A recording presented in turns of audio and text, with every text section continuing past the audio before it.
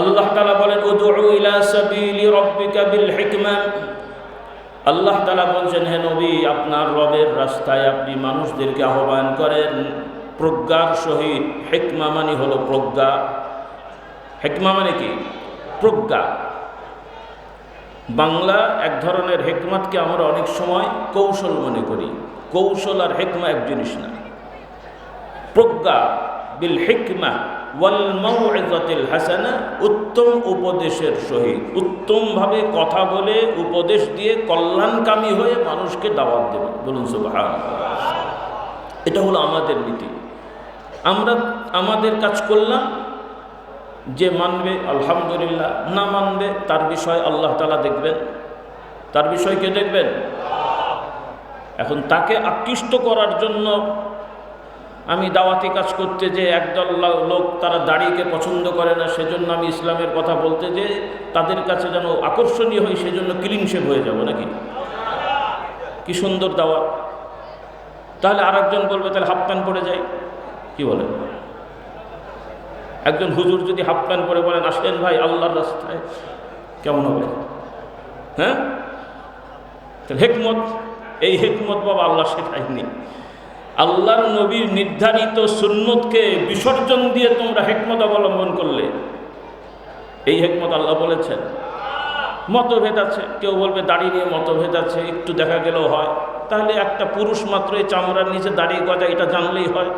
কি বলেন? যুক্তি তাই। মতভেদ আছে, সতর কতটুকু এটা নিয়েও মতভেদ আছে। কোনো কোনো ইমামের বা আলেমের মতে রান সতর না। তাহলে ক্লিন শেভ হয়ে হাফ প্যান্ট পরে দাওয়াতি কাজ করে না কেন? কি বলেন? কয়দিন পরে তো আমাদের সেই চিজ দেখতে হবে মনে হয়।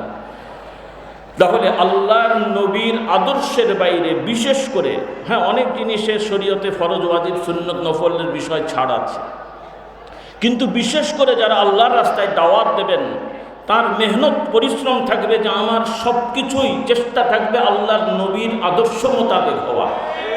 ইনশাআল্লাহ বলেন। তাহলে আশা করব আল্লাহ তাআলা কবুল করবেন ইনশাআল্লাহ। কিন্তু আমরা যদি কাফের মুশরিক ফাসিকদের চিন্তা করি যে ওদের কাছে আকর্ষণীয় করে আমাদেরটা তুলে ধরি, সেজন্য নবীর এই সুন্নতবাদ, ওই সুন্নতবাদ, সেই সুন্নতবাদ, তাহলে আর কি থাকবে বাবা? তো সবই তো গোলমাল হয়ে গেল। আল্লাহ তাআলা আমাদের হেদায়েত দান করুন। তো আমাদের কথা কাফের মুশরিকরা অনেক প্রশ্ন তুলবে। আপনি শুনলেন উল্টো পাল্টা প্রশ্ন করছে, তেমন পাগল কিনা বলে ছাগল কিনা খায়। তো ওই জন্য কি আপনিও ছাগলের জন্য ঘাস খাবেন নাকি? ছাগলকে ঘাস খাওয়াতে গেলে দেখছেন যে খেতে চায় না, বলে ছাগল দেখ আমিও একটু খাই, তুই আমার সাথে খা। কি বলেন? তাই করবেন?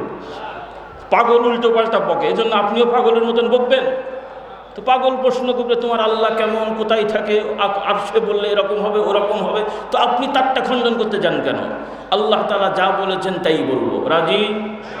আলহামদুলিল্লাহ। ব্যাস কথা শেষ। আরও অনেক কথা, সবাই তো বুঝবে না, সময় নষ্ট হবে। আল্লাহু আকবার। আল্লাহ তাআলা আমাদের বোঝার তৌফিক দান করুন।